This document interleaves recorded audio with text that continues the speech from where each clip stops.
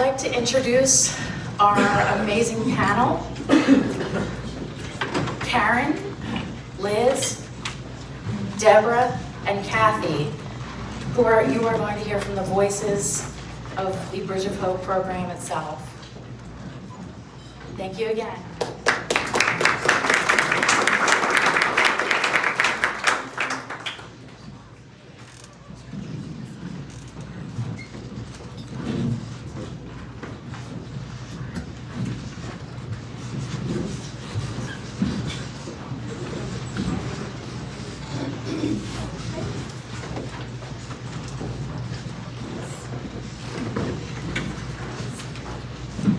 So you've had a chance to learn a lot about Bridge of Hope tonight and to meet our staff and our executive director. But we want to take a few minutes to get a little more personal. And what we'd really like to do is give you a clear picture of how the Bridge of Hope model works. And it's structured in something that we call a triad, which is a participant, a neighboring volunteer, and a case manager. You'll have the chance to hear from each perspective so you can understand what makes this model work and how lives are truly changed. So we're going to begin with Debra, and I'm going to ask each individual different questions as we move through this time. Can you give us a quick overview of what Bridge of Hope does and what makes it different from other programs? So I am a case manager at Bridge of Hope along with my colleague Kathleen. And there's a couple things that I really want to emphasize that makes Bridge of Hope unique. It is a long-term housing and family stability program for single moms with dependent children under 18.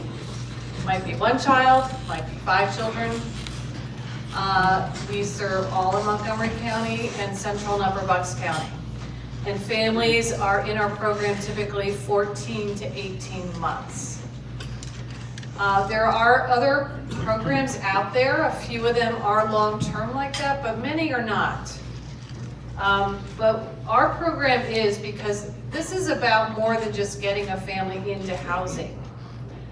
It's about working on goals that are going to help that family achieve and then maintain stability. And the word stability is something when we interview potential moms for the program, they'll often say that's what they're looking for, stability. And we ask them, what does that mean to you? What will that look like? How will you know? And sometimes they can be very specific about what that will look like and what that will feel like. It's about working on goals that are going to help that family to really flourish. Not just the time they're in the program, but well beyond that. And you can't do that in 30 days, or 60 days, or 90 days. When moms first start in the program, it probably feels like 14 to 18 months, that's a long time. I'll tell you what, it goes by fast. So that, I think, is something that makes our program unique. The mom meets weekly with a case manager. So it's what we call intensive case management. And together they are identifying goals and working towards those week by week, month by month. One of the things that definitely makes our program unique is that each family is matched to a group of volunteers from a local Christian community. And we call these folks neighboring volunteers. And I would love to see anyone who has been or is a neighboring volunteer. Could you stand up?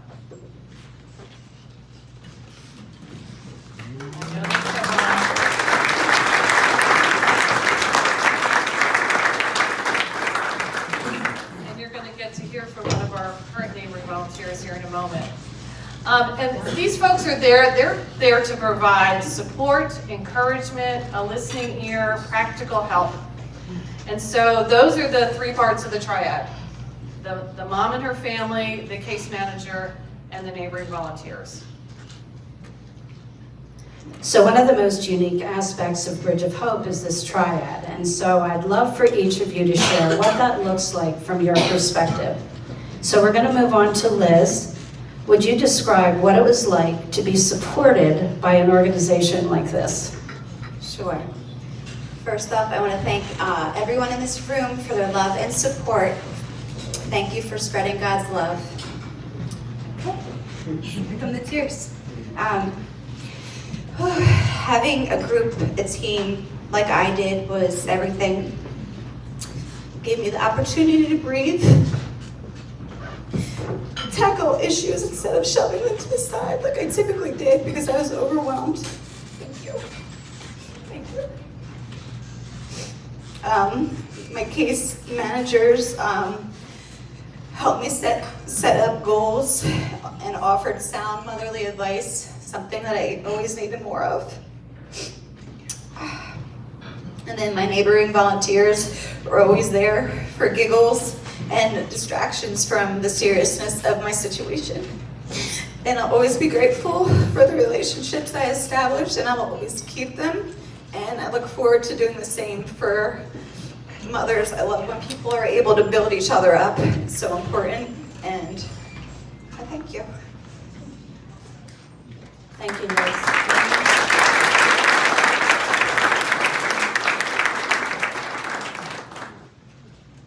Cathy, what does it mean to be a neighboring volunteer? So first we form a team, and then we get some terrific training to help us understand what these families are going through.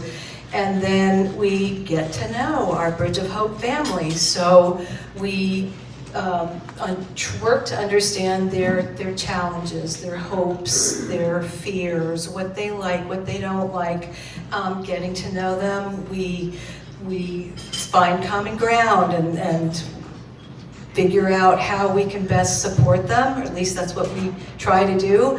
We realize that even something that feels like a small thing to us can actually make a big difference. And as we get to know our families, we get motivated to see them succeed.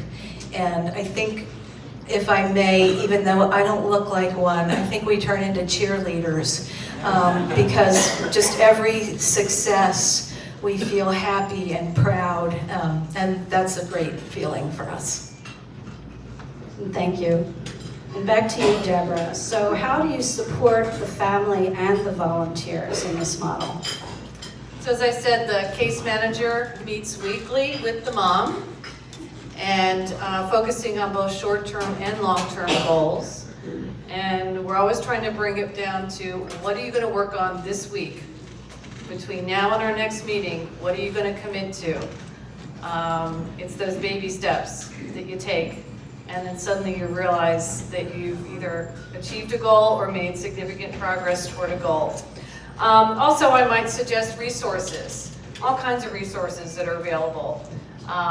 Maybe the mom has some debt and she's not sure the best way to deal with that, and so we will connect her to a credit counseling agency to work on that. So that's another role that we play as the case manager.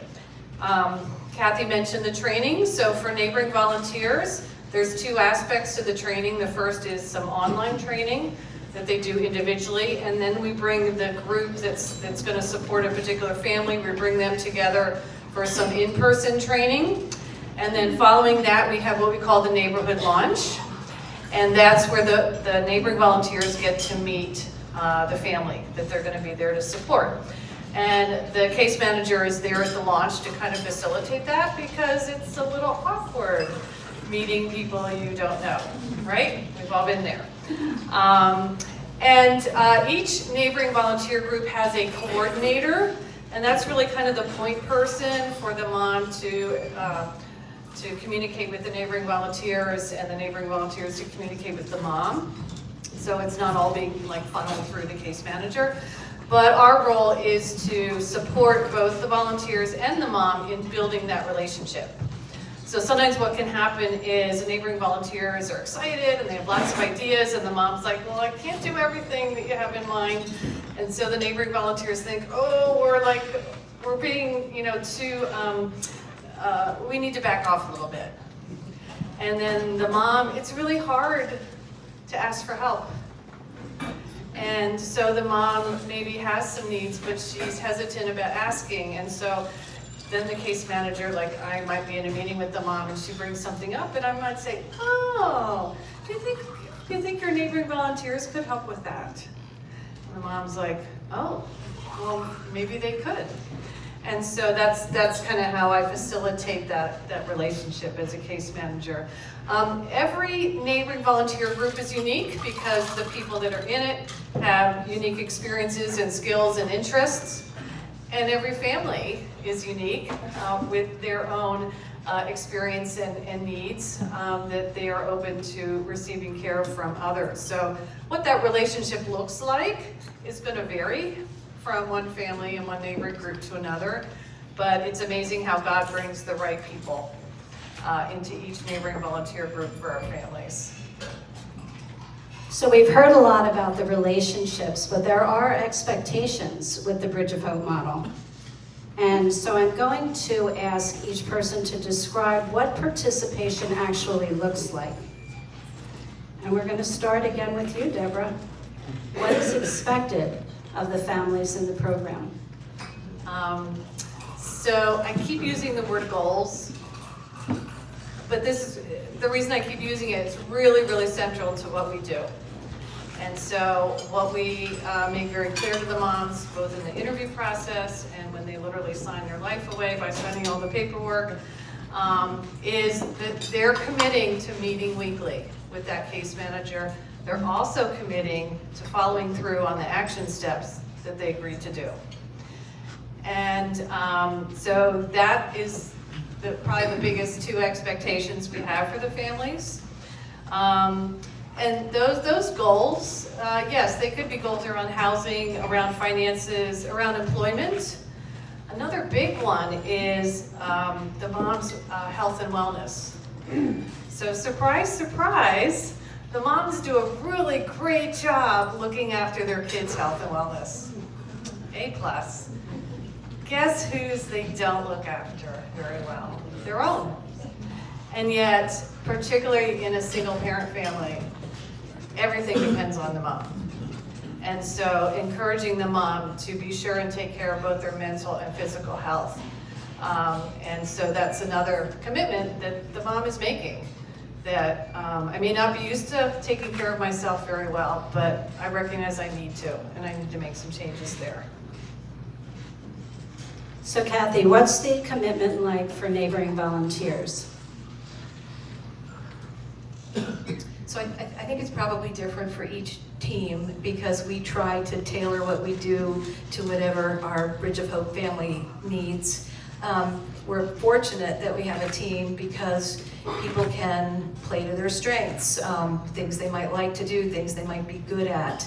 They can find activities or tasks that allow them to do something that they are satisfied doing.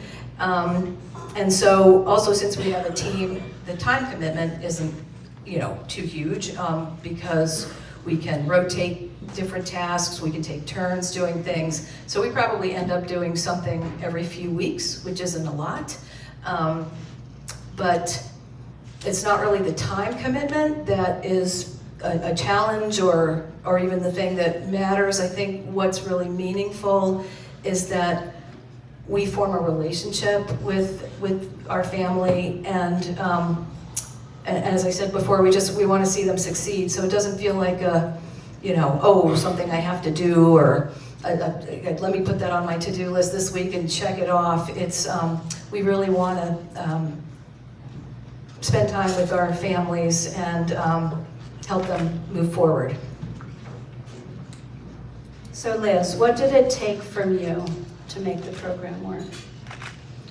It took a bunch of things, but I would have to say having a humble heart and being willing to ask for help finally was a major change for me. Seeing myself change bad habits and accept that even small changes were a success, and not needing instant gratification was huge.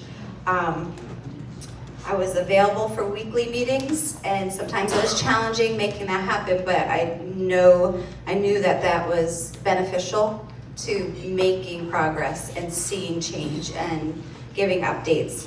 I have to thank my Emmanuel Church family for supporting the Bridge of Hope mission, and allowing me to be comfortable with being in a season of need.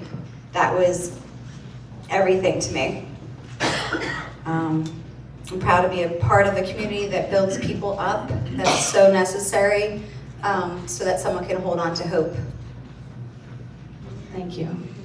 So in any kind of supportive program, it's really important to consider the impact. So what kind of difference does the Bridge of Hope model make in the lives of those involved?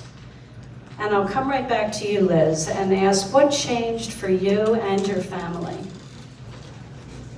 I would say the most important thing that I gained from this was confidence in myself and believing that I could be independent and be a single mom of 3 with confidence and goals and the ability to make changes for myself and my family. Excited about stability and a future where I can make a difference instead of doing things for others, and eventually catching up to my own life, getting things on track, and then being excited to make change myself. I was finally able to hear God's voice and enjoy the simple things in life. Thank you. Cathy, how has your experience as a neighboring volunteer impacted you personally? So I think initially it was a bit of an education to see that there are people in my own community who are struggling, people who shop where I shop, people who get gas where I get gas, who are having a really difficult time. They're not just far away in some big city, they're my neighbors.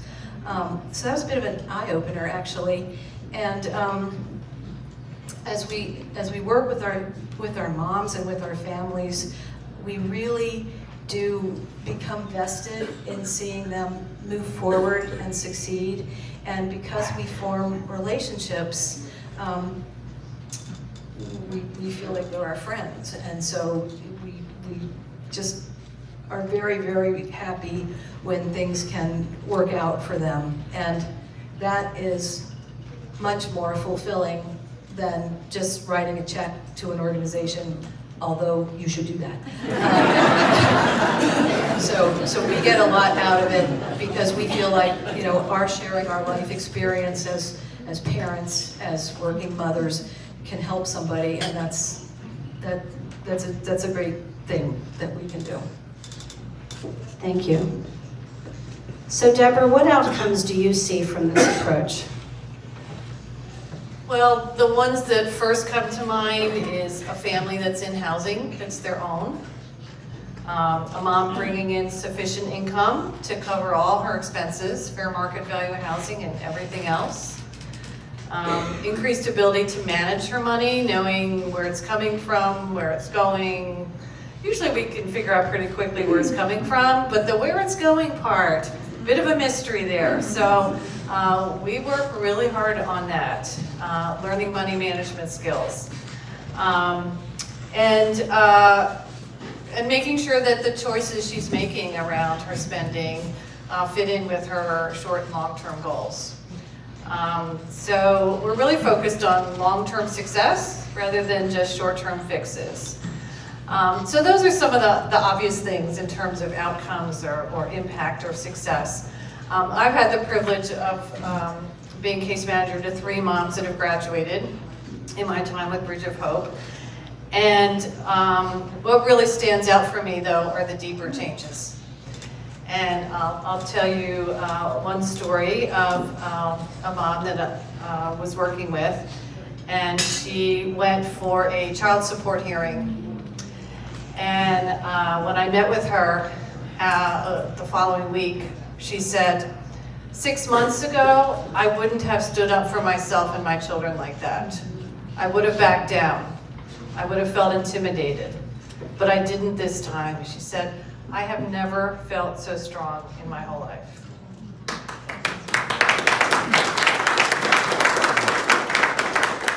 And that is what is going to keep that family strong and going forward. So it's those deep, you talked about more confidence in yourself.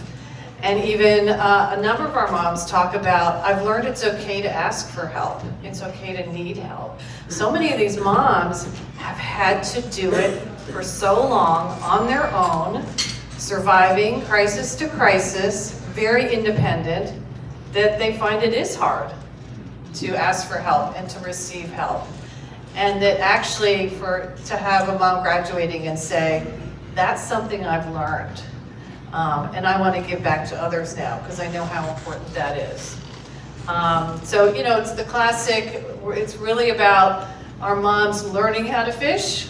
It's not about giving them a fish, right? That doesn't last very long. So again, we're looking for those really deep, profound, fundamental changes in thinking, in behavior, in habits, in choices that are going to sustain that family. Well, I'd like to thank you for your attention, and I'd like to thank our panel for sharing.